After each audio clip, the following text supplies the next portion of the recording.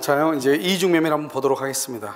여러분, 그 이제 이중매매는요, 기본서는 235페이지 나와 있죠. 거기 이중매매가 이제 한번 시험에 나올 때가 더 됐죠. 이중매매는 그건 왜냐하면 민법 총칙에서는 이렇게 이제 가불병 이렇게 살해 문제로 나오는 것이 드물단 말이죠. 그런데 지금 이중매매 이것은 항상 살해형 문제로 나오기 때문에요, 시험에 나올 가능성이 아주 높은 거예요. 한번 볼까요? 지금부터요. 자, 우리가 먼저 이중매매를 먼저 보려면요, 채권이 무엇인지를 조금 알아야 돼요. 그래서 채권이 무엇인지를 먼저 설명하면요, 채권이라는 것은 여러분요, 누구한테요? 특정한 사람이 특정한 사람에게 특정한 행위를 청구할 수 있는 거예요. 그러니까 사람과 사람 간의 관계라고 그랬죠. 그래서 보면 을이 갑한테요 1억을 2월 1일 날 빌려주고요, 병은 3월 1일 날 빌려줬어. 누가 더 순서가 더 빨라요? 을이에요? 병이에요? 누가 더 순서가 빨라? 여러분, 그렇게 되면 안 된다고 그랬죠. 모든 채권은 갑하고 을하고 병하고 갑하고 두 사람 간의 관계이지 갑을병 세 사람 간의 관계가 아니라고요. 알겠죠? 이렇게 세 사람 간의 관계가 아니기 때문에 우리는 누가 빠르다고 말을 못하는 거예요. 그래서 모든 사람들은, 모든 채권자는 평등한 거예요. 그러니까 먼저, 선행이라는 것은 먼저 찾아오는 사람이 짱인 거예요. 그러니까 만약에요, 늦게 돈을 빌렸어도 먼저 갑한테 가서 돈을 받아올 수 있는 거예요. 여러분 지금 이해되셨나요? 알겠죠? 그 다음에 채권은 특정인과 특정인 간의, 특정인과 특정인 간, 즉 갑하고 을하고 갑하고 병 간의 문제이지 갑을 병 간의 문제가 아니다. 따라서 을하고 병하고는 누가 더 빠르다고 순서를 정할 수가 있다 없다? 없다. 그럼 어떻게 한다? 먼저 돈을 받아온 사람이 짱이다. 이해되셨나요? 알겠죠? 이걸 먼저 알아야 지금부터 우리가 이제 공부가 시작이 되는 거예요. 자, 봐봐요. 이중매매라고 되어 있죠. 우리나라는 참 특이하게요, 등기를 갖춰야만이 소유자가 되는 거예요. 그런데 등기가 갖춰지기 전까지는 누구든지 갑하고 계약을 할 수 있는 거예요.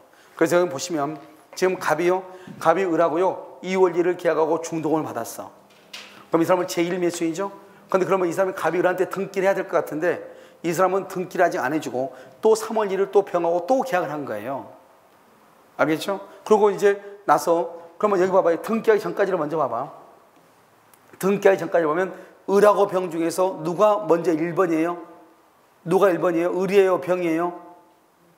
그러면 안 된다고 그랬죠, 몇 번. 지금요, 을도 갑한테 등기를 청구할 청구권이라는 채권을 가지고 있고, 병도 갑한테 등기를 청구할 청구권이라고 하는 채권을 가지고 있는 거예요. 우리가 채권은 순서가 있다 없다? 없다. 그럼 누가 우선한다? 먼저 뭐를 가져온 사람? 등기를 가져올 사람. 만약에 을한테 먼저 등기하면 을이 소유자, 병한테 먼저 등기하면 병이 소유자가 되는 거예요. 그런데 우리가 이제 이해를 돕기 위해서 병한테 등기했다고 보잔 말이죠. 늦게 계약했는데 먼저 등기를 했죠. 그러면 이거 누가 소유자가 된다? 을이 소유자가 되는 거예요. 가봐, 제1 갑하고 제1 매매 계약을 알든 그러면 악이죠. 악이 몰랐어, 모르면 선이죠. 그런 거 안 따진다는 거예요. 우리는 먼저 등기를 가져온 사람이 소유자가 되는 거예요. 알겠죠? 그래서 을이 완전한 소유자가 되죠? 그럼 어떻게 돼요? 갑은 을한테 등기를 해줘야 되는데 병한테 등기해줬죠? 그럼 어떻게 돼요? 갑은 을한테 등기할 수가 있어요, 없어요? 없죠. 없으니까 을이 이제 갑한테 쫓아가서 너 왜 나한테 중도금까지 받고 왜 남한테 등기를 넘겼니? 따져야 돼, 안 따져야 돼? 따져야 되겠죠? 그래서 을이 갑한테요, 너는 나한테 아직 등기를 못 해준다. 왜? 병한테 등기했으니까. 등기를 못 해주니까 등기를 해줄 수가 없다. 이행불능이다. 이행불능이니까 이것은 뭐다? 채무불행이다. 알겠죠? 채무불행이니까 나는 너하고 계약을 해지하겠다 이 말이지. 알겠죠? 그리고 나서 너 나한테 손해배상을 해라. 여기서 봐봐. 여기서 중요한 것은 이행불능. 이행불능일 때 손해배상은 이행불능 당시 시가를 기준으로 해. 그럼 여러분, 이행불능이란 말이 뭐예요? 봐봐. 원래 지금은요, 어느 누구한테도 등기를 하지 않으면 갑이 소유자죠. 갑이 을하고 계약을 했잖아요. 그런데 갑이 을한테 등기하지 않고 병한테 등기했잖아요. 병한테. 다시 갑이 을한테 등기하지 않고 갑이 지금 병한테 등기했죠. 병한테. 그럼 이러면 어떻게 돼? 병한테 등기했죠. 그럼 병이 먼저 뭐가 돼버려? 소유자가 되는 거잖아요. 병이. 내 말 지금 이해됐나요 지금? 그러니까 여러분요, 그러면 병한테 등기해버리면 더 이상 을한테는 등기할 수가 있어 없어? 없죠. 그럼 언제 을한테 등기할 수 없어? 병한테 등기해 준 날. 언제? 3월 1일이죠. 3월 1일 날 갑은 을한테 등기를 못 해주는 거예요. 그러니까 갑이 을한테 등기하지 않고 병한테 등기를 해준 날짜가 3월 1일이에요. 3월 1일을 기준으로 해서 손해배상을 청구하는 거예요. 알겠죠? 손해배상을 청구한다 이런 말이에요. 이해됐나요? 자, 그 다음에 갑이요. 이런 우리는 계약금만 받잖아요. 계약금만 받을 때는요, 계약금을 준 사람은 포기하고 받은 사람은 몇 배를 주고 2배를 주고 계약을 언제든지 해지할 수 있는 거예요. 그렇기 때문에 계약금만 준 상태는 이중매매라고 하는 말을 쓰지 않는 거예요. 그런데 이중매매라는 말을 썼다고 하는 것은 중도금 이상을 받으면 이제는 더 이상 계약금을 포기하고 해지할 수 있다 없다? 없다 이 말이에요. 그러니까 우리가 이중매매니 어쩌니 이런 말을 쓰려면 일단 뭐가 돼야 돼요? 중도금 이상을 사용해야 돼요. 중도금 이상. 이해됐나요? 자, 중도금 이상. 그럼 다시 봐봐. 갑하고 을하고 중도금을 받았는데 을한테 등기하지 않고 병한테 등기를 해버리죠. 그것을 말한다. 우리는 재산죄, 형법상의 재산죄는 4가지가 있어. 절도죄, 그 다음에 강도죄, 그 다음에 사기죄, 그 다음에 횡령죄가 있단 말이죠. 그 다음에 또 배임죄가 있어. 자, 그럼 봐봐. 우리가 사기죄 말고 배임죄하고 횡령죄 4가지. 절도, 강도, 횡령, 배임 이렇게 4가지가 있어. 그럼 여기서 이제 중요한 것은 절도는요, 남의 물건을 훔쳐오는 거예요. 강도는요, 폭행하고 협박을 해서 훔쳐오는 거예요. 만약에 여러분들이요, 남의 물건을 몰래 훔치는데 주인한테 들켰어. 그럼 주인이요, 내 옷을 잡아. 그러니까 내가요, 주인을 밀쳐버렸어. 그때 주인이 넘어져가지고 다쳤단 말이죠. 그럼 그것도 절도가 아니고 강도가 되는 거예요. 알겠죠? 아무튼 훔치는 과정에서 상대방한테 폭행이나 협박을 하면 강도예요. 그러니까 횡령은 뭐냐? 누군가가요, 나한테 물건을 보관시켜서 좀 보관 좀 하고 있어라. 내가 물건을 보관하고 있는데 내가 돈이 궁해. 돈이 없으니까 그냥 어떡하냐? 이것을 그냥 팔아먹어버려. 무슨 말인지 알겠죠? 이것을 우리가 뭐란다? 남의 물건을 보관한 자가 팔아먹어버렸다? 그걸 횡령이다 이렇게 얘기해요. 그런데 여러분요, 우리가 배임죄라고 하는 것은 뭐냐? 약간 어려워. 배임죄 이익죄니까. 어떻게 이해하시면 돼요? 여러분요, 은행의 지점장들이 있죠. 여러분, 은행의 지점장들이 뭐 하다가 걸리면은 뉴스에서 대부분 다 뭐라고 그래? 나중에 이제 그럼 우리가 뉴스도 이제 자주 봐야 돼요. 왜? 여러분들은 이제 경제학 뭐죠? 부동산학 개론을 배우잖아요. 그러니까 이제 거기 부동산학 개론을 배워가지고 거기서 나오는 용어들이 뉴스를 들으면 다 알아들을 수 있어요. 알겠죠? 그럼 거기서 보면 뭐가 나오냐면 은행의 지점장들이 구속될 때 배임죄다 이런 말을 쓴단 말이죠. 그 말은 무슨 말이냐? 은행의 지점장들이 대출을 해줄 때는 은행을 위해서 대출을 해줘야 되잖아요. 그런데 자기 친구가 지금 곧 부실기업에서 곧 망해. 그런데 자기 친구가 좀 대출 좀 해달래. 곧 망할 것을 알면서 대출해줬어. 그럼 대출해주면은 은행은 그 돈을 받을 가능성이 있어 없어? 없죠. 그런 경우를 은행을 위해서 사무를 담당을 해야 될 사람이 은행을 위한 사무를 그르쳤다 이 말이죠. 그것을 무슨 죄라고 한다? 배임죄라고 얘기하는 거예요. 그럼 여기 봐봐. 갑은 을한테 중동을 받았죠. 중동을 받으면 이제 갑은 을한테 등기를 해줄 등기 사무를 담당하게 되는 거예요. 중동을 받으면. 그런데 을한테 등기하지 않고 병한테 등기했죠. 그러면 그 사무를 그르쳤죠. 그것을 배임행위라고 하는 거예요. 다른 말로 그것을 배임죄라고 얘기하는 거예요. 배임죄는 적법이다 불법이다? 불법이죠. 그래서 손해배상 책임을 지는 거예요. 그런데 이 두 가지는요, 이 두 가지로 뭐한다? 경합하는 거예요. 경합한다고 하는 것은 둘 중에 하나를 선택적으로 행사할 수 있다 이런 말이에요. 알겠죠? 이렇게 경합하고 선택적으로 행사할 수 있다. 둘 다 청구하는 게 아니라고, 하나만 청구하는 것이라고. 알겠죠? 그럼 봐봐. 원칙. 자, 원칙 지금부터. 원칙은요, 먼저 등기를 한 사람이 소유자다. 알겠죠? 그럼 등기를 못하게 되면 을은 열받죠. 그래서 을은 갑한테 뭘 한다? 계약을 해지할 수 있고 손해배상을 청구할 수 있다. 이때 손해배상을 언제를 기준으로 한다? 이행불능 당시. 언제가 이행불능이다? 갑이 병한테 등기해준 날. 그걸 이행불능이다. 또는요, 갑이 중동을 받았죠? 그러면 을한테 등기할 준비를 하고 있어야 되는데 을한테 등기하지 않고 병한테 등기하죠? 우리는 그것을 무슨 행위를 한다? 배임행위다. 이렇게. 무슨 행위다? 배임행위다. 이렇게 얘기를 해. 자, 그러면 여기 좀 복잡해 보이죠? 좀 복잡해. 그럼 시험은 여기서만 나온다. 아시겠죠? 여기에서. 자, 지금부터 설명을 해. 자, 이제 여기 봐봐요. 아까는 우리가 그냥 팔아먹었다고 했죠. 여기 한번 봐봐. 갑이 을하고 중도금 2월 1일 날 받았는데 갑이 3월 1일 날 병한테 등기해버렸죠. 그럼 병한테 등기하면 똑같잖아요. 을한테는, 갑은 을한테 등기 못 해주죠. 그러니까 아까 뭐라고 그랬어요? 이행불능이죠. 그러니까 계약을 해지할 수 있다고 그랬죠. 손해배상 청구할 수 있다고 그랬죠. 을한테 등기해갖고 병한테 등기한 것은 무슨 행위다? 배임행위라고 그랬죠. 배임행위는 뭐다? 불법행위죠. 손해배상 청구할 수 있잖아요. 똑같아. 그런데 차이가 뭐냐? 차이가 아까는 그냥 갑이 을하고 계약하고 그냥 갑이 병한테 그냥 뭐죠? 등기를 남겼다 이 말이지. 그런데 이번에는 무슨 말이 붙어있어? 여기 무슨 말이 붙어있어? 무슨 말? 적극가담. 이 말이 중요해. 적극가담. 앞으로 있잖아요 여러분요, 이중매매라고 하는 말이 나오잖아요. 이중매매라고 하는 말이 나오는데 적극가담이란 말이 있느냐 없느냐를 꼭 찾아야 돼. 적극가담이란 말이 있을 때만 뭐가 된다? 무효. 적극가담의 말이 없으면 무효이다, 유효이다. 유효이다 이 말이죠. 유효. 알겠죠? 자, 그럼 여러분요 어디를 잠깐 한번 보냐면, 자, 페이지 233페이지를 한번 봐봐. 기본서 233. 여러분 기본서 233페이지 맨 밑으로 보면 뭐라고 나왔죠? 이중양도라고 동그라미 7번 돼 있어 안 돼 있어? 되어 있죠. 거기 이중양도를 보면은 뭐라고 되어 있죠? 기억 맨 끝에 단순히 알고 있었다. 갑하고 을하고 계약을 단순히 알고 동그라미 악이죠. 악인 경우는 그것은 반사회적 법률행위에 해당한다 안 한다? 안 한다. 유효다 무효다? 반사회적 법률행위는 무효란 말이죠. 그러니까 무효가 아니니까 뭐다? 유효이다. 유효이다 이 말이에요. 아시겠죠? 그런데 그 밑에를 봐봐. 니은은 무슨 말이 나와 있어 지금? 그렇게 오케이. 항상 우리가 이중매매에서 무슨 말을 찾아라? 적극가담이란 말을 찾아라.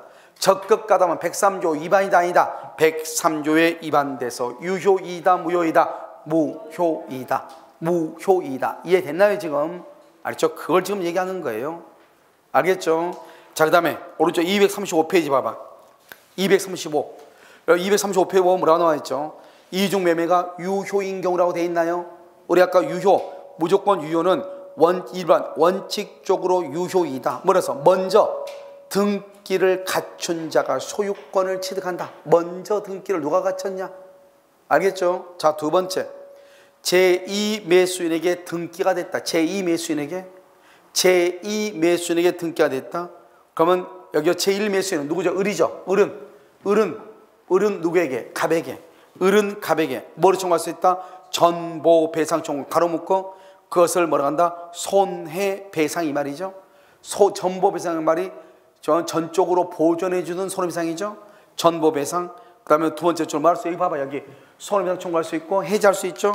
해지할 수 있고. 알겠죠? 그렇게 돼. 근데 이중매매가 무효인 경우 봐봐. 무효가 되려면 반드시 무슨 말이 있어야 돼? 적극가담. 이해됐나요? 무슨 말? 적극가담. 그럼 봐봐 여기. 아까 우리는 뭘 배웠냐면 원칙적으로 유효일 때는 갑하고 을하고 계약이 있다고 하는 것을 병이 알면서 계약해도 먼저 등기 가져오면 무조건 유효라고 그랬죠. 근데 무효가 되려면 반드시 무슨 말이 있어야 돼? 적극가담이 있어야 되죠. 그러면 그 적극가담이란 말이 무슨 말이냐 이 말이지. 여기 봐봐. 적극가담이라는 것은 갑하고 을하고 계약이 있다고 하는 것을 알고는 뭐라고 그래? 악이. 그러면 악이인 경우는 유효다 무효다? 아까 유효라고 그랬죠. 알기만 하면 유효해요. 알면서도 뭐를 해야 돼? 매도 요청하고 유도했다 이 말이죠. 매도를 요청하고 유도했단 말은 무슨 말이죠? 병이 뭐라 하냐 갑한테. 갑이 뭐라 하냐? 나 을하고 계약해서 을한테 등기해줘야 돼. 그러니까 병이 뭐라고 그래? 야, 신경 쓰지 마. 내가 다 책임질게. 너는 책임 절대로 안 지게 할게. 걱정하지 마. 이렇게 꼬셨다. 사기를 쳤다. 기망했다 이 말이에요. 그러니까 적극가담은 갑하고 을하고 계약이 있다고 하는 것을 병이 알기만 하면 안 되고 어떻게 해야 돼? 적극적으로 가담해서 기망해서 등기를 빼와야 된다 이 말이죠. 그래서 병 앞으로 등기하죠. 그럼 그 등기는 무효다 이 말이에요. 알겠죠? 뭐라고? 무효. 그래서 거기 한번 봐봐. 2번 봐봐. 동그라미 2번 법책에 적극가담 무효라고 하기 위해서는 어떻게 된다? 두 번째 줄 배임행위를 아는 것 가로 묶어 악이에요. 아는 것만으로는 부족하고 배임행위는 뭐라 해야 돼? 유인 동그라미 교사. 알겠죠? 기망해야 된다 이 말이지. 이렇게 한 것을 뭐라고 표현한다? 적극가담이라고 얘기하는 거예요. 이런 말이 있으면 유효이다 무효이다? 무효이다 이런 말이에요. 그러면 제1매수인 누구죠? 을이죠. 그럼 을은 그럼 어떻게 한다? 을은요 제1매수인은 이렇게 돼 있죠? 봐봐 여기. 자 그러면 여기 봐봐요. 여러분요 우리가 이제 또 여러분 뭐를 봐야 되냐면 형법에서 형법 저 설명을 해. 직접 사람을 줘. 직접 살인을 한 경우가 있고 교사한 경우가 있고 방조한 경우가 있어. 교사하고 방조를 우리는 그것을 공범이라고 하고, 알죠? 직접 살인한 사람 이거를 정범이라고 얘기를 해요. 알겠죠?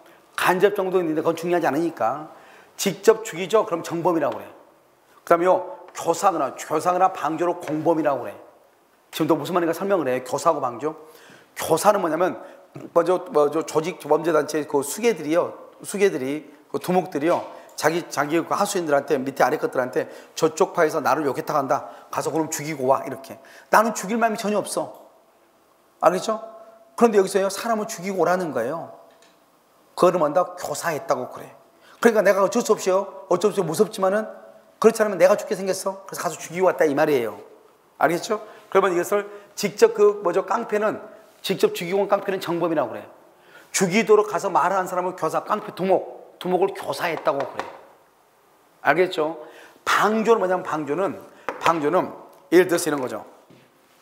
아버지가요 어느 날 이렇게 방길을 걷고 있는데 어떤 놈이요 담을 탁 넘어가. 딱 보니까 내 아들하고 비스무리하게 생겼어. 뒷모습이. 가서 보니까요 남의 집으로 딱 들어간다 보니까 내 아들내미야. 그럼 어떻게 해야 돼? 뭐죠? 부모는 그것을 막아야 돼? 어떻게 해야 돼? 막아야 되겠죠? 그런데요 혹시나 자기 아들이 남한테 걸려가지고 들켜가지고 또 깜빵에 들어갈까 봐서 망을 봐줘. 그걸 말한다 방조라고 얘기하는 거예요. 내가 직접 훔쳐오라고 하지도 않았고 내가 직접 가서요 훔치라고 이렇게 말을 하지 않았어도 그것도 방조라고 그래. 그러니까 여기 보면 교사하고 방조를 뭐란다? 이것을 공범이라고 하고, 우리나라는요 공범이나 정범이나 똑같이 처벌하도록 돼 있어 법에는. 알겠죠? 그럼 여기 뭐란다? 여기 봐봐. 갑이 을하고 계약했는데 을한테 등기하지 않고 병한테 등기하면 우리 이것을 무슨 죄라고 그랬지 아까? 배임죄. 그러니까 갑을 뭐란다? 갑을 정범이라고 하는 거예요. 배임죄 정범. 이 사람이. 알겠죠? 그런데 여기서 적극 가담했단 말이 무슨 말이죠? 이것을 갑이 배임죄를 저지르는데 교사했다 이 말이죠. 교사. 알겠죠? 그러니까 갑만 잘못한 것도 아니고 누구도 잘못했다? 병도 잘못했다. 이해됐나요 지금? 갑만 잘못한 것이 아니고 누구도 잘못했어? 병도 잘못을 했다. 이해됐죠? 그러니까 어떻게 한다? 그러니까 을은 병한테 뭐라 그래요? 병이 잘못했죠? 그래서 을은 병한테 직접 손해배상을 청구할 수 있어. 알겠죠? 그게 바로 그 다음 장 봐봐. 236페이지. 236페이지 맨 위에 보고 뭐라고 했어? 제1매수인은 여기 돼 있죠? 그게 바로 을이란 말이에요. 을은 제2매수인 병에게 직접 동그라미 손해배상 직접 동그라미 중에 손해배상을 청구할 수 있다 이런 말이에요. 알겠죠? 여러분 혹시 이런 말 들어봤나요? 우리 혹시 여러분요 안 해봤겠네요. 주간반은 여러분요 주간반 강의도 꼭 좀 듣고 오라고 하겠죠. 오전반 강의. 주간반에 뭘 배우냐면 물권법을 배우고 있는데 거기 보면 등기라고 하는 게 나오죠. 등기. 혹시 그럼 강의 안 들었어요 전혀? 주간반 거? 거기 보면 등기에 진정명의 회복이라고 하는 말이 나와. 진정명의 회복. 진정한 등기 명의를 회복하려면 어떻게 해야 되냐? 내가 소유자가 돼야 돼. 봐봐. 소유자는 갑인데요. 등기는 을로 되어 있는 거예요. 그러면 돼, 안 돼? 안 되죠. 소유자한테 등기가 돼 있어야 되는데 등기가 을 앞으로 되어 있는 거예요. 그러면 어떻게 해야 돼요? 이 등기를 말소를 해야지. 을의 등기를. 갑이 소유자인데 등기가 을 앞으로 되어 있는 거예요. 그럼 이 을의 등기를 뭘 해야 된다? 말소해야지. 말소하면 어떻게 돼요? 1번 갑에서 2번 을로 되어 있죠. 이 등기를 이렇게 말소해야죠. 알겠죠? 그렇지 않고 말소하지 않고 진정명의를 회복해. 진정명의 회복을 해. 회복. 진정명의 회복으로 인한 소유권 이전 등기. 이전 등기로 회복을 해. 어떻게 되느냐? 이렇게 되죠. 이전 등기로. 자, 1번 갑에서. 자, 2번 을로 되는데 이 등기가 잘못됐죠? 그럼 이렇게 말소해도 되죠. 말소하면 누가 앞으로 등기가 가죠? 갑 앞으로. 그렇지 않고 이 갑이라는 사람이 을한테 뭐라냐? 자기가 소유자니까 갑이 을한테 내 앞으로 이전 등기해줘. 이렇게 이전 등기. 그러면 최종적으로 누가 등기를 가져오죠? 갑이 이렇게 등기를 가져오기 위해서 을의 등기를 말소해버리든지, 그렇다면 이 사람한테 자기 앞으로 다시 이전 등기를 해달라고 하든지 이렇게 해야 돼. 그럼 이렇게요. 진정 명의 회복을 원인으로 하는 소유권 이전 등기를 하려면 이걸 하려면 어떻게 해야 된다? 누가 하는 것이냐고요? 현재 소유자가. 현재 소유자가. 여기요, 이전 등기는 누구한테 청구한다? 현재 등기 명의인. 현재 등기가 되어 있는 명의인에게 청구해. 등기 명의인에게. 그러니까요, 현재 등기가 누가 앞으로 됐죠? 을이죠? 을한테 등기를 청구한다 이 말이죠. 현재 소유자가 현재 등기가 되어 있는 사람한테 청구한다 이 말이죠. 그런데 지금 여기 봐봐. 을은 현재 소유자도 아니죠. 왜요? 소유자가 되려면 우리는 뭐가 있어야 돼? 등기가 있어야 되는데 이 사람은 지금 등기가 을한테 되어 있는 것이 아니고 병한테 등기가 되어 있잖아요. 알겠죠? 그래서 을은 현재 소유자도 아니죠. 그래서 그것을 못하는 거예요. 알겠죠? 그 다음에 우리는 직접, 을은 지금 소유자가 아니라고 그랬죠. 소유자가 아니니까요, 을은요, 병한테요, 직접 자기 앞으로 직접 등기를 청구를 못하는 거예요. 자기가 소유자가 아니니까. 그럼 어떻게 해야 된다? 여기서 이게 중요하죠. 갑을 대신해서, 대위에서 말소를 청구해. 직접이 아니고 직접 말소 청구 안 돼요. 직접 말소 청구 안 되고 대위에서 말소 청구해야 돼. 직접 말소 청구 안 돼. 대위에서 말소를 청구해야 돼. 대위에서. 갑을 대위해서 이렇게. 자기는 소유자도 아니니까. 그 다음에 채권자 취소권 행사할 수 없다고 되어 있죠. 그럼 이것은 지금 여기서 설명해도 아무 필요 없고 어디 가서 설명을 할 거냐. 그래서 뒤에요, 통정 허위 표시 가서 설명을 해. 그래 걱정하지 말고. 그 다음에 여기 지금 병 앞으로 되어 있는 등기가요, 적극 가담한 등기는 무효라고 그랬죠. 이 무효는 절대적으로 무효란 말은 세상 누구한테 다 무효다 이 말이죠. 그런데요, 여기요, 이 등기가 무효인데요, 정이 그걸 아무것도 모르죠. 모르고 선이 무과실로 정이요, 을한 병은 병의 것인 줄로 생각하고 등기를 넘겨받은 거예요. 병청이. 그러면 병청은 소유권을 취득한다 안 한다? 못한다 이 말이죠. 소유권을 취득할 수가 없다 이 말이에요. 소유권을 취득하지 못한다 이 말이에요. 왜요? 내 앞에 있는 사람의 등기가 절대적으로 무효가 되잖아요. 그러면 그 다음 사람은 내가 아무리 선이어도 소유권을 취득할 수 없다. 그걸 무슨 무효라고 한다? 절대적 무효다 이렇게 얘기를 해. 알겠죠? 뭐라고 한다고? 절대적 무효다 이렇게 얘기를 하는 거예요. 그럼 이해됐죠 지금? 자, 이 그림을 먼저 한번 봐가지고 안 돼. 그런데 봐봐, 내가 지금 얘기하는 것은 여기서 이행불능이란 말이 되려면 그래서 을 앞으로 등기를 할 수 없을 때 이행불능이죠. 그런데 여기를 보면 직접 등기는 청구를 못해도 대위에서 병 등기를 말소하고 대위에서 말소를 하고 그 다음에 자기 앞으로 등기를 가져올 수도 있다 이 말이에요. 그러니까 만약에 병 등기를 말소하고 을 앞으로 이전 등기를 하죠. 그러면 이전 등기를 하게 되면 을이 등기를 가져왔으니까 이제는 이행불능이다 아닐 수도 있다 이 말이죠. 이것은 여기 있는 것은 등기를 가져오지 못했을 때 얘기하는 것이다 이런 뜻이에요. 지금 이것은 여러분들이 설명해도 약간 어렵게 느낄 수는 있어요. 알겠죠? 그것은 우리가 이제 문제를 풀어보면서 하면 되니까. 자, 그럼 봐봐. 자, 그러면 이제 다시 어디라냐? 그럼 디귿 봐봐. 디귿 책 236페이지 책 디귿. 그럼 디귿을 보면 어떻게 되어 있죠?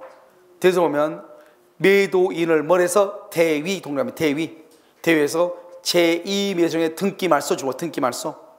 두 번째죠. 직접 이전 등기를 청구하거나 직접 말소 청구. 된다 안 된다? 안 된다. 디귿이 시험에 정말 잘 나와. 알겠죠? 그 다음에 니을은요, 채권자 취소권을 행사할 수 없다고 되어 있죠? 이것은 나중에 통정 허위 표시에 가서 내가 설명을 할 거예요. 그 다음 미음.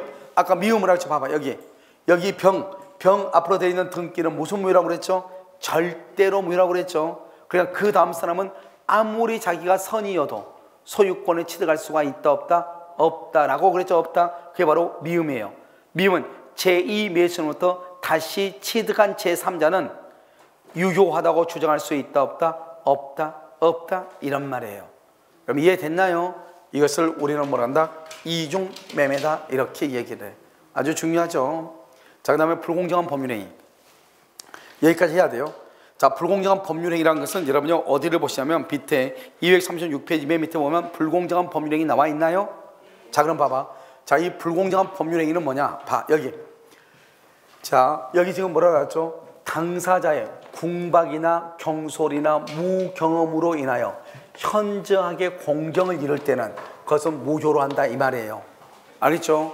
궁박, 경솔, 무경험으로 인하여 현저하게 공경을 이룰 때 무조로 한다.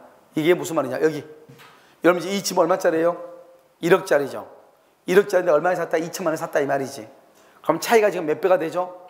5배가 되죠? 그러면 집을요 우리가 현저하게 공경을 이뤘다 이것은 3배에서 4배의 차이가 나면 공경을 이뤘다고 그래. 그건 지금 여기는 지금 이미 지금 몇 배 차이가 났죠? 5배죠. 5배. 그런데요 여러분 저 집을 1억짜리를 2천만 원에 팔았다고 해서 무조건 공경을 이뤘다 그러면 안 돼. 무조건 공경을 이뤘다 그러면 안 된다고. 여기 봐봐. 여기 지금 여기 갑이죠? 갑이죠? 여기 지금 을이죠? 자기 여기 보라고. 자기 봐. 이 사람이 왜 1억짜리를 왜 을한테 2천만 원에 팔았냐 이 말이에요. 왜 갑이 을한테 2천만 원에 팔았냐 이 말이에요. 너 왜 을한테 2천만 원 팔았어? 우리 여러분 봐봐요. 아버지가 아들한테 1억짜리 2천만 원에 팔 수 있어 없어? 아버지가 자기 아들한테 그냥 공짜로 줄 수도 있잖아요. 그건 2천만 원 받을 수 있죠. 그게 잘못됐다는 게 아니고 1억짜리를 2천만 원에 팔았다 이 말이죠. 그럼 왜 그러냐? 그때 팔 때 궁박했냐 경솔했냐 무경험했냐 이 말이에요. 그냥 2천만 원 팔았다 해서 불공정이 아니고 그때 당시에 궁박이나 경솔이나 무경험했다 이 말이에요. 그것을 불공정이다 이렇게 얘기하는 거예요.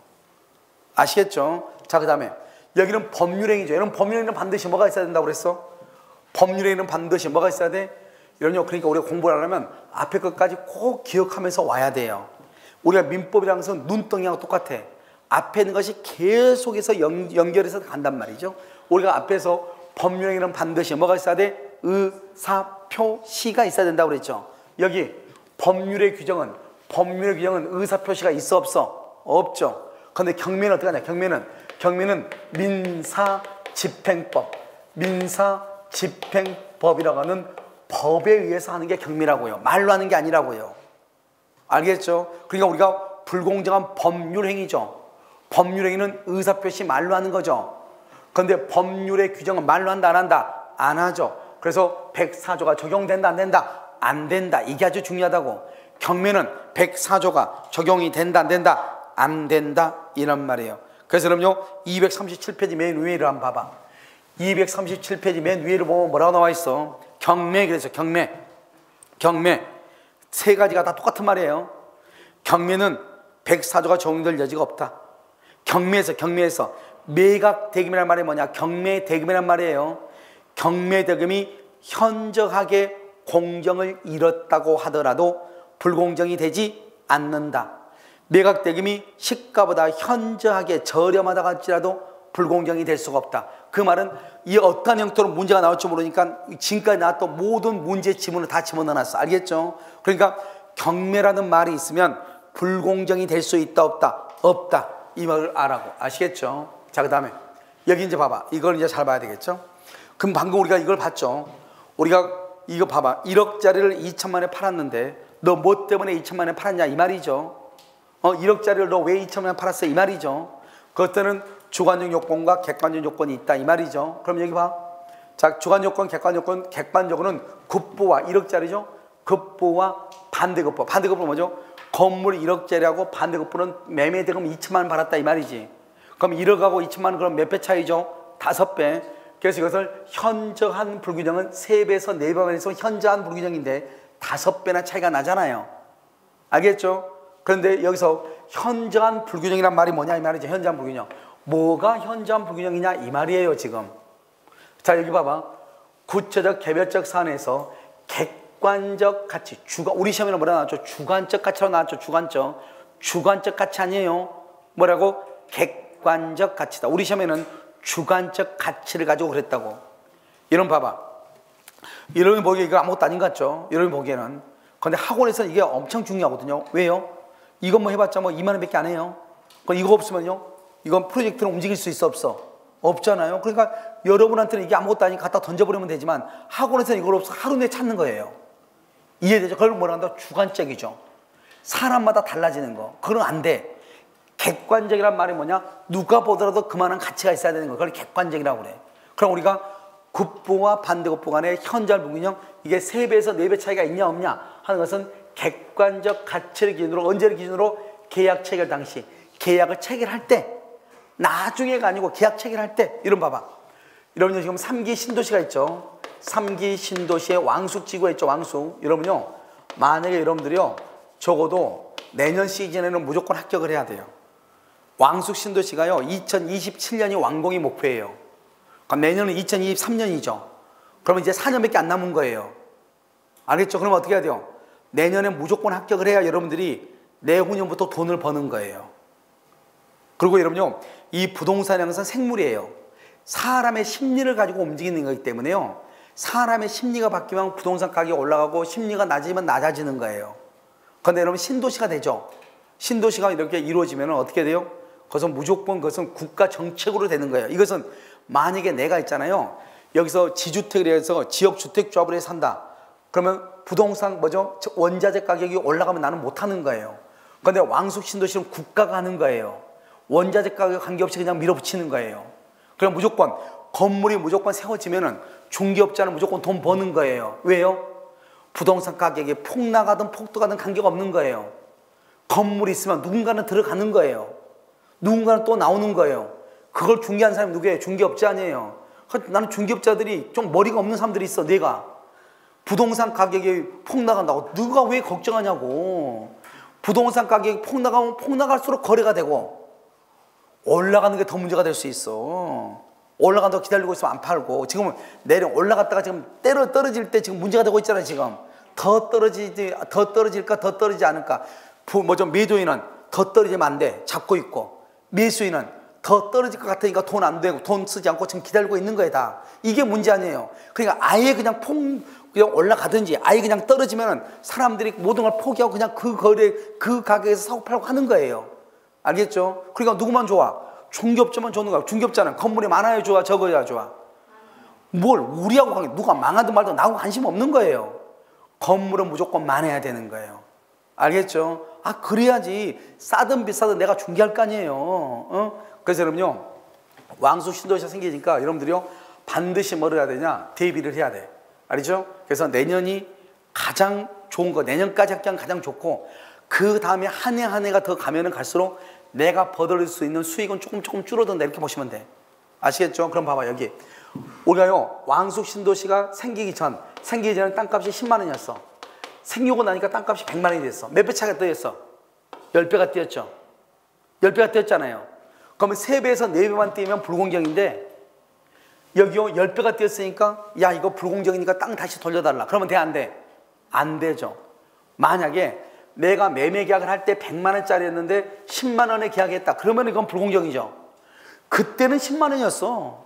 그때는 10만 원인데 2주 뒤에 신도시가 발표가 되니까, 내가 살 때는 10만 원인데 2주 뒤에 신도시가 발표가 돼가지고 100만 원으로 바뀐 거예요. 그러니까 계약을 체결할 때는 얼마짜리 했어? 10만 원짜리를 내가 얼마에 샀어? 10만 원에 산 거죠. 그러니까 문제가 된다, 안 된다? 안 된다, 이 말이죠. 그러니까 우리가 불공정이냐 아니냐 하는 것은 어떻게 판단한다? 계약을 체결할 당시를 기준으로 판단한다, 이런 뜻이에요. 이해됐죠? 그 다음에는 여기요, 여러분, 유상하고 무상이라는 것이 있죠. 여기 봐봐, 급부는 주는 것이고 반대급부는 받는 것이죠. 주고받는 것이죠. 이걸 유상이라고 얘기하는 거예요. 유상, 주고받는 것을. 주기만 하고 받는 것이 없거나, 알겠죠? 그러면 아예 주지 않는 것, 그러면 그것을 무상이라고 하는. 그럼 증여봐요. 증여, 공짜로 주는 거. 여러분이 나한테요 귤 하나를 주죠. 그럼 나는 공짜로 받았는데 나는 준 게 있어, 없어? 없죠. 그럼 그걸 무상이라고 하는 거예요. 그런데 여러분들이 카페 가가지고 커피 한 잔 사오죠. 커피값 주면서 커피를 받아오는 거잖아요. 서로 주고받는 게 있어, 없어? 있죠. 주고 급부, 받고 반대급부. 그것을 말한다, 유상이라고 얘기하는 거예요. 그러니까 뭔 안 돼? 무상 안 돼. 무상. 기부행위 안 돼. 증여 안 돼. 무상 안 되고 기부행위 안 되고 증여 같은 것은 안 돼. 무슨 말인지 여러분 지금 이해됐어요? 그래서 여러분요, 어디를 보시냐? 237페이지 책을 한번 봐봐. 그럼 객관적 요건이라고 되어 있죠? 그럼 객관적 요건은 어떻게 한다고?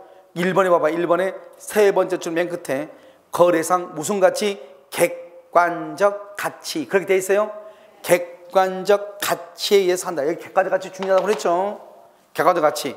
2번 봐봐. 언제를 기준한다? 법률 행위 시. 법률 행위 시를 기준한다. 계약 체결 시를 법률 행위 시라고 얘기하는 거예요. 그 다음에 세 번째요. 3번 무상이죠. 무상은 봐봐. 증여. 여기 증여, 기부, 무상. 그런 말 있나 봐봐. 증여. 니은은 아무런 대가 없이. 아무 대가 없이가 바로 뭐예요? 무상이지 뭐예요? 무상. 알겠죠? 그 다음에 디귿. 부담 없는 증여. 이런 경우는 적용한다 안 한다? 안 한다는 게 이게 중요하다니까요. 경미하고. 자, 그 다음에 여기 한번 봐봐. 그럼 뭐다? 계약 적용되고 단독행위. 특히 단독행위 중에서 봐봐. 그러면 내가 채권은 면제하죠. 채무, 채권은 포기하고 채무를 면제해 주죠. 알겠죠? 너 채무 갚지 마, 면제고. 내가 채권 안 받을게, 포기고. 채권 포기나 채무 면제랑 같은 말이에요. 그게 바로 뭐냐면 여러분 기본서의 4번이죠. 4번. 동그라미 4번. 그렇게 뭐라고 되어 있어요? 보면 구속된 남편을 석방한 거에서 남편의 물품 외상대금 뭐를 했다? 채권 포기. 다른 말로 뭐라고 그래? 채무 면제. 이것도 불공정이다. 봐봐, 여기도 적용된다 이 말 아니에요 지금.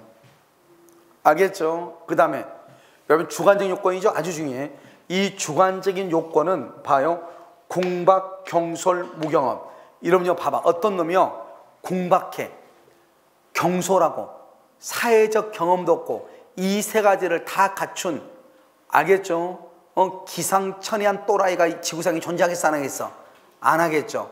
그러니까 궁박이나 경솔이나 무경험이라고 하는 것은 모두 다 갖추고 있어야 돼. 하나만 있어도 돼. 하나만 있어도 된다 이 말이죠. 여기 하나만 있어도 이게 중요해. 하나만 있어도 된다. 모두 다 갖출 필요 없이 하나만 있어도 된다 이 말이에요. 내 말 지금 여러분 지금 이해됐나요? 몇 개 있어야 돼? 하나만 있어도 된다고. 하나만 있어도 된다고. 알겠죠? 자, 그 다음에 이런 궁박은 뭐가 궁박이죠? 돈 없는 게 궁박하죠. 알죠? 이런 봐봐. 누군가가 있잖아요. 누군가가 나를요 고소를 했어. 내가요 그 사람을 뒷담화를 좀 했더니요 자기를 명예훼손했다고 해서 나를 고소를 했어. 그럼 내가 이러면 어떻게 돼요? 여기 앉아서 편하게 강의 들을 수 있어 없어? 없죠. 그걸 뭐란다? 정신적 심리적 궁박이다 이렇게 얘기하는 거예요. 이런 것도 포함한다 이 말이에요. 그 다음에 여러분요 무경험이 뭐죠? 경험이 없다가 뭐죠? 경험이 없다. 특정한 거래, 특정 이게 아니에요. 일반적으로 경험이 부족한 것을 얘기해. 일반적으로 경험이 부족한 것을 얘기한다고. 특정한 거래가 아니고 일반적인 거래형을 얘기한다고. 일반적인. 그럼 이게 무슨 말이에요? 이런 거죠. 이런 봐봐. 여러분 핸드폰 있죠? 저도 핸드폰은 뭐 나쁜 것은 그렇게 뭐 몇 년 된가 2년인가 1년 된다 2년 된다 그거밖에 안 됐거든요.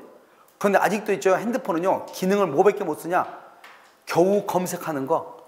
그 다음에요 이게 강의하다 보니까 스트레스가 좀 있어. 알겠죠? 그러니까 강의 끝나면 뭘 보냐? 꼭 틱톡을 봐. 틱톡 막 보고 뭐 웃긴 거 있잖아요. 막 그런 거. 그러니까 나는 그 개그 같은 거 이런 거만 보거든요. 그러니까 그런 것만 본단 말이죠. 그러니까 핸드폰이요 뭐가 있는지 뭐 카메라를 어떻게 찍고 이걸 어떻게 막 카메라 뭐죠? 이거 뭐 찍어가지고 무슨 뭐 이것을 뭐라 하죠? 그 뭐 조작하고 이런 것들 있죠. 뭐 사진 찍어가지고 이것을 어떻게 하고 이건 전혀 못해요. 해본 적도 없고. 그러니까 내가 사실 핸드폰을 나는 좋은 거 쓸 필요. 나는 딱 핸드폰이 딱 하나야. 전화 받는 거하고 문자 보내는 거만 있어도 되거든요. 근데 핸드폰은요 쓸데없이 사가지고 비싸게 사가지고요 엉뚱한 돈을 지불하고 있죠. 참 웃기잖아요 그게요. 그럼 나는 핸드폰에 대해 전혀 모르는데도 핸드폰을 샀다 이 말이죠. 이해됐나요? 그걸 뭐란다? 그건 거래 일반이지. 만약에 핸드폰에 대해서 잘 아는 사람만 핸드폰을 산다 그러면 특정한 거죠. 특정한. 그럼 우리가 무슨 물건을 살 때 내가 물건을 알고 사요 이러면요 냉장고 살 때 냉장고가 어떻게 만드는지 알아요? 모르고 뭐만 보는 거요? 뭐죠? 광고만 보는 거잖아. 광고고. 누가 광고했냐? 걔가 광고한 거 괜찮을 것 같더라. 가서 사는 거잖아요. 사보니 어때요? 10년 전에 냉장고나 지금 냉장고나 성능은 다 똑같아 틀려? 똑같은 거예요. 어떤 사람은 전기 적게 먹는데 전기 적게 먹어요? 물건 적게 되면 똑같아. 알겠죠? 그러니까 필요 없는 거예요. 그럼 내가 뭐라고 하냐? 일반에 있어. 일반. 이게 중요한 키워드야. 이게 시험에 몇 번 남았어? 우리가 경험이 있냐 없냐는 거래 일반. 내가 지금 얘기한 건 일반적으로 경험이 있냐 없냐지 특수한 영역에서 경험 부족 그걸 얘기하는 게 아니라고. 그 다음에 두 번째 봐봐. 이 세 가지는 모두 다 있어야 되는 것이 아니고 하나만 있어도 된다는 것이고, 그 다음에 우리가 만약에 집을 사고 팔고 할 때 내가 직접 집을 사고 팔고 하는 게 아니고 대리인을 시켜서 집을 사고 팔고 할 수 있다고. 그럼 이런 봐봐, 내 집을 다른 사람이 팔아주는 거잖아요. 다른 사람이 팔아주는데 그 대리인은 사회적 경험이 없거나 경솔할 수는 있겠죠. 그러니까 이 두 가지는 대리인을 기준으로 판단을 해. 근데 자기 집도 아닌데 자기가 공박할 이유가 있어 없어? 없죠. 자기 집도 아니잖아요. 자기 집도 아닌데 공박할 이유가 있냐고. 그것은 본인을 기준으로 판단을 하는 거예요. 알겠죠? 본인을 기준으로 판단한다. 이해됐나요? 내 것도 아닌데요. 내가 꼭 그럴 필요가 뭐가 있어요? 여러분, 제가요 지금 그 계약이 다 거의 다 끝나가지고 부산에서 이제 계약 다 끝났어요. 이제 등기부하면 한 사람만 남은 4%가 나왔는데 도로 지분을 4,200평을 샀어요. 도로 지분. 알겠죠? 부산에 있는 대표하고 저하고 둘이 합의해가지고요. 4,200평 샀는데 맨 처음에요. 이거 뭐 하거나 뭐 이렇게 할 때 정말 문제가 되는 거예요. 알겠죠? 왜냐면 이걸 사가지고 뭘 하려고 하는데 사람들이요 믿어준 사람이 없어. 도로 있죠, 도로 지분에는 뭐가 나오냐? 우리가 60평방미터마다 뭐가 나오냐? 분양권이 나오거든요. 분양권이. 이런 아파트 분양권 있죠? 이런 보면 분양권 하나 받으려면 어떻게 해야 되고 뭐 일수증해야 되고 뭐 있잖아요. 그건 필요 없어요. 여기는 그냥 바로 그냥 분양권이 나오는 거예요. 이걸 가지고 설명을 하고 나서요 투자를 좀 받으려고 했더니 사람들이 사기 아니냐고 한 사람이 있고요. 제일 먼저 사기 아니냐. 두 번째는요, 아니 선생님은 그냥 강의를 하시지 왜 그런 것을 하냐고. 뭐 이런 거란 말이죠, 이게요. 그러니까 이런 보면 우리가 생각하는 것은 항상 내가 지금 얘기하는 것은 뭐냐면 내가 직접 뭐를 하면은 내가 판단을 하면 내가 힘들죠. 그렇잖아요. 그래서요 맨 처음에는 이게 어느 정도 투자금이 들어와 가지고 기본적인 베이스를 깔아 가지고 다시 다른 데서 펀딩을 받기로 했거든요. 알겠죠? 그러면 기본적으로 어느 정도 내가 우리 수중에 10억 정도가 있어야 돼. 10억이. 근데 10억이 다 찼는데 1억 3천이 부족한 거예요. 나머지 돈은 다 탔는데. 그래가지고 이것 때문에 이걸 했는데요, 농담하는 게 아니고 한 달 사이에요 나는 사람들이 머리 빠진단 말을 처음으로 알았어요. 사람들이 뭐 하면 머리 빠진다고 하잖아요. 너무 스트레스 받아가지고. 그랬는데 그걸 말한다. 그걸 공박이라고 하는 거예요.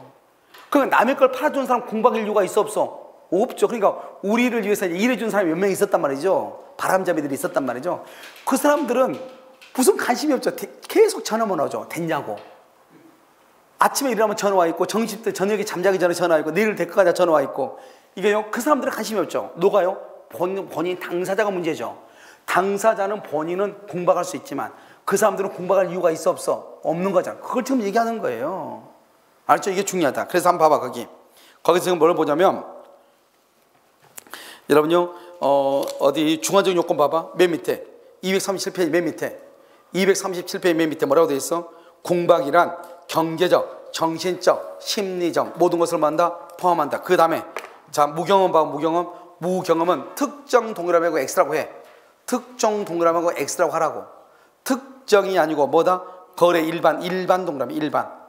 그 다음에 3번은 공박과 경솔과 무경험은 모두 다 있어야 돼. 하나만 있으면 돼. 하나만 모두 구비될 필요 없다. 가로를 묶고 모두 구비될 필요 없다. 가로 묶고 하나만 있어도 된다. 이렇게 써. 알겠죠? 하나만 있어도 된다. 이해됐나요? 자, 그 다음에 4번은요 이쪽 4번은 일부만 갖추어도 충분하다. 이렇게. 그 다음에 5번은 맨 끝에 지금 우리 책에는 내가 몇 번 얘기해서 중요한 것이 지금 다 까맣게 돼 있죠. 내가 그것만 있는 거예요.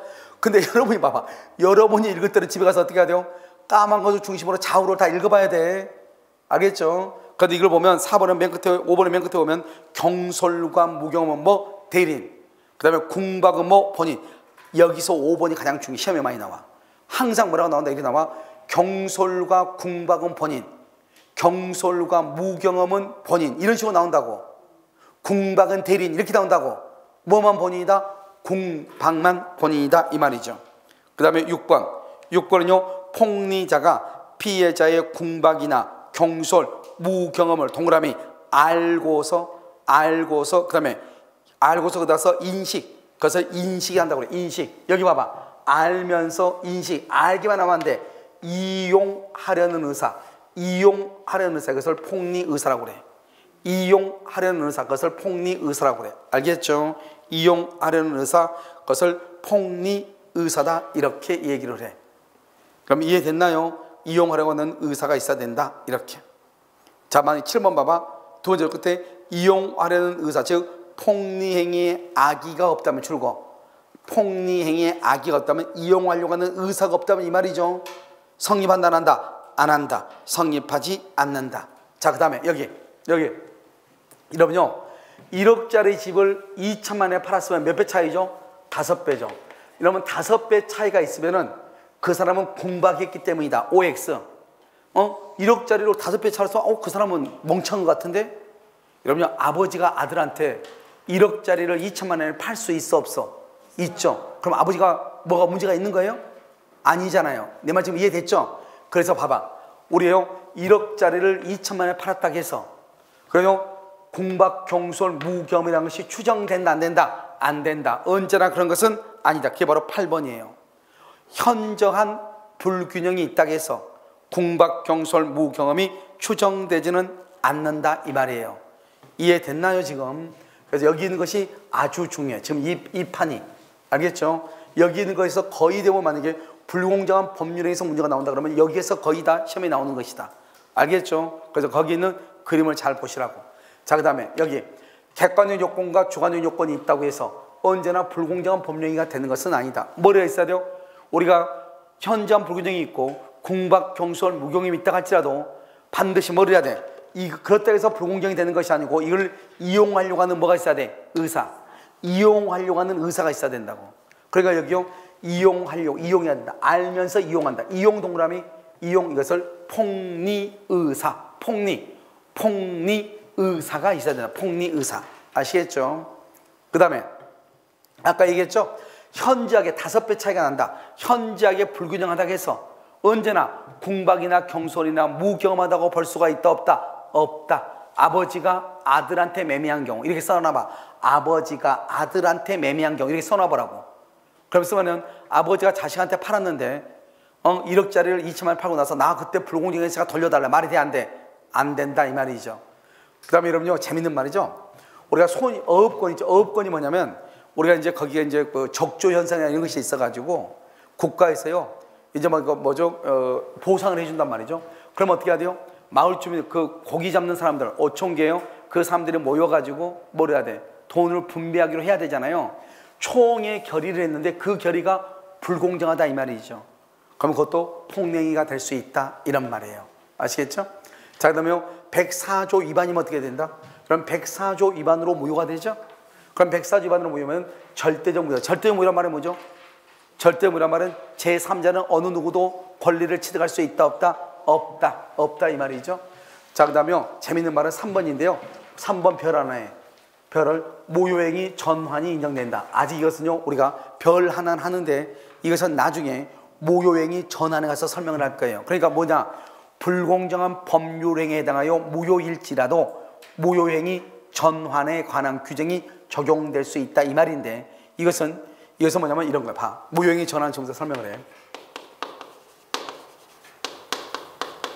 무효행위의 전환이죠. 전환이요. 이런 봐봐. 남의 자식이 있죠. 이런 남의 자식을 데려오면 무슨 신고해야 돼요? 남의 애는 입양신고해야죠. 입양신고. 입양신고를 해야죠. 자, 그런데요 남의 자식 데려오면 입양신고해야 되잖아요. 그럼 남의 자식을 데려와가지고요 무슨 신고를 했느냐? 친생자, 내가 낳았다고 친생자 신고를 했어요. 이러면요 우리가요 양자는 두 가지가 있어. 내 자식처럼 내가 키우겠다. 봐봐, 그냥 우리가 입양이 있고요, 그 입양이 있고 친양자 제도가 있고 그래요. 친양자 제도는 뭐냐면 갑하고 을하고 지금 이 아이를 낳았잖아요. 이 아이를요 A라는 사람이 내가 입양을 하고 싶어. 친양자 제도는요 부부간에 합의가 있어야 돼. A하고 B하고요. 그래서 이것을 내가 입양을 하면은 이 아이는요 이 아버지 친부모하고는 법적으로 모든 것이 단절이 돼. 친부모하고는. 그래서 완전히 내 자식이 되는 것이에요. 그걸 친양자라고 그래. 알겠죠? 그런데 입양을 하면 입양을 하게 되면 어떻게 하냐면 친부하고 양부모하고 다 다리를 같이 걸치고 있는 거예요. 알겠죠? 그래서 이제 만약에 입양을 했을 때는 친부모가 사망하면 친부모한테 유산을 받을 수 있고 양부모가 돌아가시면 양부모한테 돈을 받을 수 있는 거예요. 무슨 이해됐나요? 알겠죠? 그러니까 이제 이런 제도가 있는데요. 먼저 남의 아이를 데려오면 어떻게 하죠? 입양 신고를 해야 되는데 입양 신고를 하지 않고 친생자 신고를. 여러분 친생자는 내가 낳아야지 친생자잖아요. 그러니까 이 신고는 유효예요, 무효예요? 무효이죠. 무효잖아요, 친생자는. 그런데 이 사람이요, 남의 아이를 데려와서 자기가 친생자라고 했다는 것은 자기는 적어도 최소한 입양을 할 생각은 있었어, 없었어? 있었으니까 그랬을 거 아니에요. 그래서 어떻게 얘기한다? 친생자 신고가 무효라고 해서 이 아이를 다시 데려와라. 그러면 안 되죠. 이 사람이 적어도 입양의 요건을 갖추고 있다. 입양 요건은 만약에 15세 미만은 그의 부모가 대신 승낙을 해야 되고 15세 이상은 입양을 갈 아이가 승낙을 해야 돼요. 그런 모든 요건을 다 갖추었다 한다면 이 친생자 신고를 처음부터 친생자 신고로 보는 것이 아니고 처음부터 무슨 신고로 봐준다? 입양 신고로 처음부터 봐준다 이 말이죠. 원래는 친생자 신고가 무효인데 이 무효인 것을 무효라고 하지 말고 처음부터 이 신고를 친생자 신고로 보지 말고 입양 신고로 봐주자 이 말이죠. 그걸 무효행위 전환이라고 얘기하는 거예요. 알겠죠? 그러니까 우리가요, 만약에 불공정한 법률 행위에서 무효일지라도 무효행위 전환이 인정될 수 있다. 무슨 말이냐? 여기 이 건물이요, 지금 5억짜리 건물이 있는데요. 그런데 친구가 5억짜리 건물이 있어. 5억짜리 건물이 있는데요. 이 갑이 갑자기 가가지고 을한테 뭐라냐? 야, 너 내 거 반값이라도 살래? 이렇게 반값처럼 먼저 2억 5천에 살래? 이렇게 얘기했어. 2억 5천원 살래? 그렇게. 우리 뭐냐? 나 돈 없어. 나 1억밖에 없어. 1억밖에. 그러니까 뭐라 하냐? 그러면 너 1억에 사. 그냥 1억에 사. 너 1억에 사고 너가 가져가 이랬어.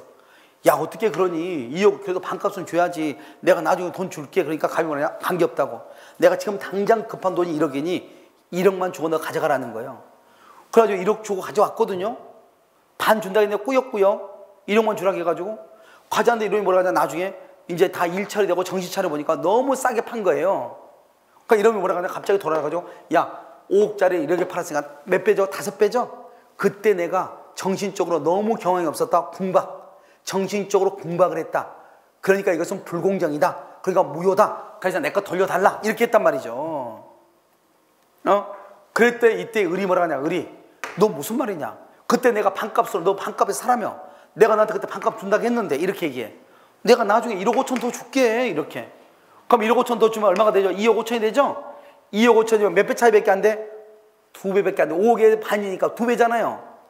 몇 배가 돼야지 불공정이라겠죠? 3배 이상 돼야지 2배가 안 되죠? 3배가 안 되죠? 그냥 불공정이다 아니다? 아니다 이 말이에요. 그러니까 우리가 불공정한 법률행위에 해당해서 무효였다 할지라도 무효행위 전환에 관한 것이 인정될 수 있다 이 말이에요. 아시겠죠? 그래서 이것이 아주 중요하다. 그래서 3번은 시험에 너무너무 많이 나왔다. 너무너무. 자, 그 다음에 자, 여기 봐. 이러면 갑하고 을하고 있죠. 갑하고 을하고 이러면 첩 계약을 하잖아요. 갑이 첩한테요 아파트를 하나 증여했어. 아파트를. 그래도 첩도요 뭐 하나 받았으니까 줘야 될 것 같잖아요. 그래서 중고 자동차 하나를 선물했어. 갑한테. 아파트 받고. 그러면 이 첩 계약은 103조 위반이라고 그랬죠? 그럼 103조 위반이면 746조 불법 원인급여라고 그랬죠? 불법 원인급여는 반환을 청구할 수 있다 없다? 반환을 청구할 수 없다고 그랬죠? 그랬잖아요. 그럼 어떡한다? 갑은 을한테 준 아파트 반환 청구 못하고 을도 갑한테 준 차를 반환 청구를 못하는 거예요. 둘 다 반환을 청구를 못하는 거예요. 이해되셨나요? 알겠죠? 그런데 이거는 103조일 때 그렇단 말이죠. 그런데 그러면 104조는 봐봐.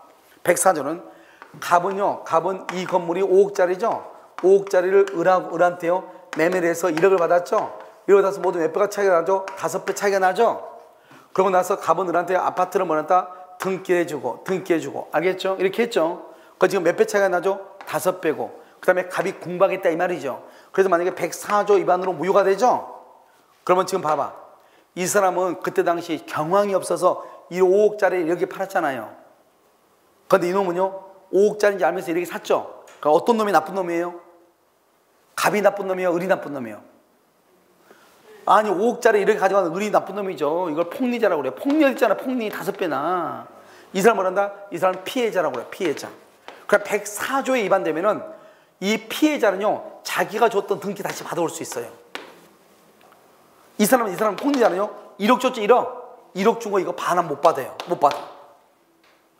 그러니까 이 사람 피해자는 어떻게 해요?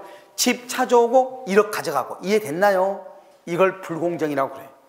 그러니까 103조는 어때? 103조는 두 사람 다 무조건 반환 청구 못하죠. 근데 104조는요, 피해자는 반환을 할 수 있다, 청구할 수 있다. 이게 두 개가 큰 차이예요. 그래서 봐봐, 이거 여기 피해자는 반환을 청구할 수 있으나 폭리자는 반환을 청구할 수 없다는 거예요. 아니, 이해되냐고. 알겠죠? 그래서 여러분요, 그런데 여기 봐, 103조 봐, 103조 103조 위반하면 어떻게 돼요? 양당사자는 반환 청구 못한다고. 양당사자는 두 사람 다 반환 청구 못한다고. 아시겠죠? 이렇게. 자, 그 다음에 여기요, 자, 여기 5번에 뭐라고 나왔죠? 부재소 합의라고 나와 있나요? 여기 부재소 합의라고 되어 있어. 봐봐. 말이 뭔가 봐. 여기 소송을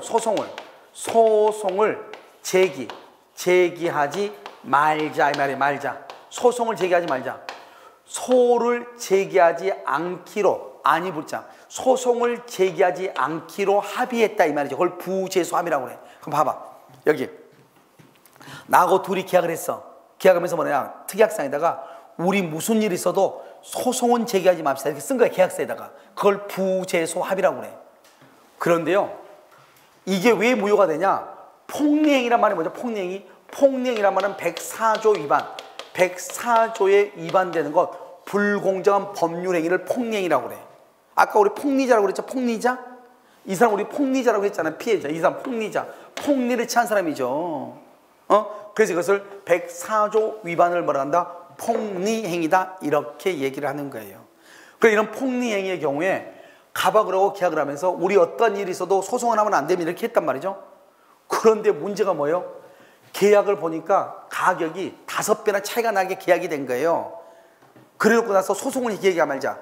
그럼 말이 된다, 안 된다? 안 되죠. 그럴 때는 부재소 합의, 소송을 제기하지 맙시다, 이렇게 했다 할지라도 그것은 소송을 제기하지 말자, 부재소 합의는 무효가 된다, 이 말이죠.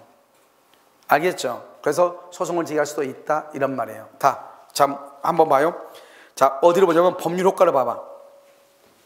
238 법률 효과 뭐라고 되어 있죠? 피해자는 반환을 할 수 있고 청구할 수 있고, 폭리자는 반환을 청구할 수 없다. 피해자 박스하고 폭리자 박스 해봐. 피해자 박스하고 폭리자 박스하고. 238페이지. 자, 2번의 무효는 어떤 무효다? 선의의 제3자에 대해서도 무효이다. 무슨 무효다? 절대적 무효이고. 그 다음에 4번이 중요해. 뭐는 가능하다? 무효행위 전환이 적용이 된다. 4번 중요하다고 몇 번 얘기했죠? 4번은 무조건 중요하다고. 알겠죠? 그 다음에 5번 방금 했죠? 부재소 합의. 부재소 합의가 뭐죠? 소를 제기하지 않기로 합의했다. 부재소 합의도 뭐다? 무효. 자, 오른쪽에 언제를 기준으로 한다? 언제를 기준으로? 계약 체결 당시를 기준으로 한다. 계약 체결할 때 이렇게. 자, 그 다음에요, 7번 보면은 매도인은 매매 가격이 현저한 불균형을 증명하고 매도인의 경솔 등 여부도 매도인이 증명한다. 그건 무슨 말이냐? 불공정한 법률행위인지 아닌지 여부는 써봐. 거기다가 아니 있네. 첫 번째 좀 봐봐. 매도인이 불공정한 법률행위 이유로 계약의 무효를 주장하는 경우, 거기 줄거봐. 계약의 무효를 주장하는 경우 거기만. 그러면요, 거기만 줄거어요. 세 번째 줄 조그맣게 글 써져 있어. 조그맣게. 세 번째 줄 조그맣게 글 써져 있죠. 거기 보면 줄거 무효를 주장하는 자가 증명책임을 진다. 증명책임. 무효를 주장하는 자가 증명책임. 이렇게. 자, 거기까지 줄거. 지금 봐봐. 근데 지금 현재요, 누가 지금 자꾸 무효라고 주장하고 있어? 매도인이 주장하고 있어? 매수인이 주장하고 있어? 지금 거기서 매도인이 주장하죠. 그러니까 매도인이 증명하는 거예요. 알겠죠? 매도인이 증명한다. 이렇게. 이렇게 책을 보는 것이다, 이 말이에요. 무슨 말인지 알겠죠? 지금 양이 되게 많았는데 내용을 보는 것은 아무것도 아니다, 이런 말이에요. 아시겠죠? 금방 보는 것이다, 이렇게. 자, 여러분요, 잠깐 하나만 더 보고 끝낼게요. 229페이지 잠깐 한번 봐봐. 229페이지. 여러분요, 229페이지 보면 뭐가 나오냐면, 거기요, 불능 나오나요? 불능? 나와요? 229페이지 불능 나오냐고. 나오죠? 자, 여러분 봐봐. 거기 보면 여러분요, 후발적 불능이라고 나오나요? 229페이지면 후발적 불능 나와요? 그럼 후발적은 뭐가 후발적이라고 했죠? 여기 봐봐. 여기 후발적은요, 계약 체결 후라고 그랬죠. 계약 체계로 매매 계약 체계로죠. 거기 한번 봐봐. 뭐라고 되었죠? 거기 보면 니은 봐봐. 임대차 계약을 체결한 후, 알겠죠? 디귿 봐봐. 매매 계약을 체결한 후, 매매 계약 체결한 후 두 번째 죠. 유효 동그라미 디귿. 매매 계약 체계로 맨 끝에 유효 동그라미 유효. 지금 그렇게 돼 있죠. 지금 봐봐요. 여기요. 여러분 후발적은 봐봐. 여기 후발적은 유효다 무효다? 유효다 이 말이죠. 여기 보라고. 후발적은 유효잖아요. 그럼 계약 체결후란 말이지만 일단 유효야. 일단 유효인데 그 다음에 이제 밑에 이제 속에는 안에는 좀 다르죠. 유효는 유효인데 후발적으로 불르게 되는데 채무자 때문이냐 채권자 때문이냐 두 사람이 잘못이 없냐 이건 계속 따져가야 돼. 이건 나중에 문제이고 일단 계약 체계로 그런 말이 있어 무조건 뭐가 된다? 유효다 이 말이에요. 지금 내 말이 계약 체계로 그 다음에 내가 안 읽었잖아요. 계약 체계로 이런 말이 있겠죠. 뭐 이런 거면 있겠죠. 관계없어. 있든 말든 관계없이 계약 체계로 그러면 그것은 유효이다 무효이다? 유효이다 이 말이에요. 지금 그 다음에 옆에 와봐. 원시적 봐봐. 후발적 굴릉 했고 지금요 이제 원시적 굴릉 봐봐. 4번 228페이지 거기요 동그라미 4번에 밑에 동그라미 4번에 목적의 가능성의 4번에 원시적 굴릉이라 되어 있죠. 거기 키워드가 뭐라고 되어 있어요? 이미 뭐 멸실 이미 멸실 이렇게. 그러면 우리는 이때는요 무슨 이익을 배상한다고 했죠? 신뢰이익. 그 신뢰이익이 뭐냐? 계약의 유효를 믿었음으로. 믿었음이 뭐죠? 믿을 신자. 믿었음으로 인하여 받은 손해. 이해됐나요? 믿을 신자 신뢰이익이죠. 자, 그 다음에 봐봐. 디귿 봐봐. 디귿. 계약 체결 전에 이미 토지가 수용. 이미 수용. 이미 멸실. 봐봐. 여기 이미 수용. 이미란 말이 있으면 이미 멸실. 이미 수용. 이미란 말이 있으면 그걸 뭐라고 한다? 원시적이라고 그래. 계약 체결되기 전에 이미 멸실. 이미 수용. 이해됐어요? 자, 그걸 보시고 그 다음에요 디귿 했죠? 니을 뭐라고 됐어? 이미 끝났죠. 이미 멸실 됐죠? 그래서 디귿하고 니을을 잘 봐야 돼. 이 말이 나오면 뭐다? 자, 봐봐. 만약에 여러분요 계약 체결상의 과실 책임에 해당하는 것을 이렇게 나와 시험에. 계약 체결상의 과실 책임에 해당하는 것 그것은 어디에 해당한다? 어디? 원시적 불능을 찾으라 이 말이에요. 그럼 원시적 불능은 뭐다? 이미 멸실, 이미 수용. 그래서 디귿하고 니을이 그것은 원시적 불능에도 해당하지만 뭐에도 해당한다? 계약 체결상의 과실 책임에도 해당한다 이 말이죠. 만약에 시험에 다음 주에서 계약 체결상의 과실 책임에 해당하는 것은 이렇게 나오죠. 그렇게 나오면 거기 지금 디귿하고 니을을 찾으면 돼. 이미 멸실, 이미 수용 이 말을 찾으면 된다고. 그 다음에 미음 아주 중요하죠. 봐봐.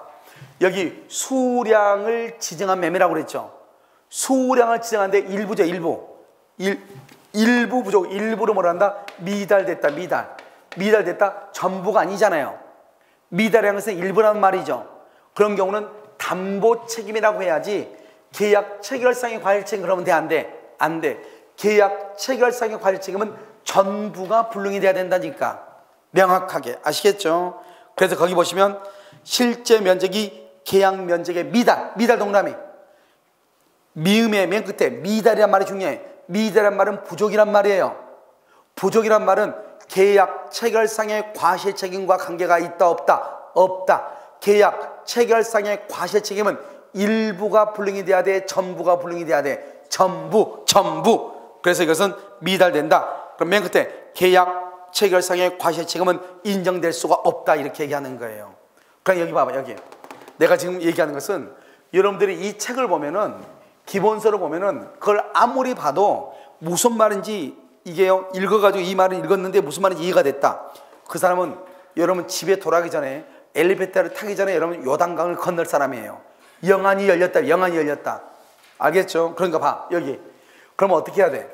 이것은 표를 보고 먼저 이해를 먼저 해야 돼. 구도를 먼저 잡아야 돼. 잡고 나서 이 구도에 맞는 내용을 받아들이는 거예요. 어떻게 책을 읽을 것인가.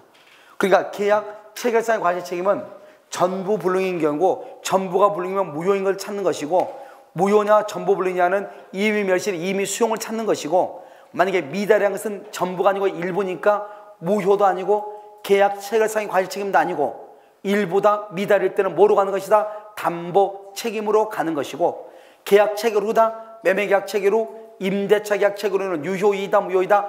유효로 가는 것이고 이해됐죠? 임의멸실 무효로 가는 것이고, 임의멸실 신뢰이익 배상을 하는 것이고, 임의멸실 계약 체결상의 과실 책임으로 가는 것이고. 이해되셨나요? 알겠죠? 그렇게 보는 것이에요. 됐죠? 지금 이 그림하고 책하고 보는 방법을 지금 얘기하고 있는 거예요. 됐죠? 지금. 그래서 이렇게 보면 금방 한 번만 보면 이렇게도 했는데 안 된다는 것은 아직까지 지구상에 그런 사람 본 적이 없어요. 아시겠죠? 자, 오늘 강의는요, 여러분 여기까지 하고, 여러분요, 오전 강의 하는 거 있죠? 오전반 강의한 거 여러분요, 조금 꼭 좀 봤으면 좋겠어요. 아시겠죠? 그래서 오전반 강의는 오늘까지 한 것은 약간 어려울 수 있어요. 근데 다음번에 강의부터는 이제 오전반 강의도 뭐냐면, 소유권부터 강의하거든요. 소유권, 지상권, 지역권, 그러니까 여러분들이 주변에서 다 본 것들, 다 들었던 것을 강의를 해요. 아시겠죠? 그래서 여러분요, 오전반 강의도 꼭 좀 참고를 좀 했으면 좋겠어요. 자, 오늘 강의는 여기까지 하도록 하겠습니다.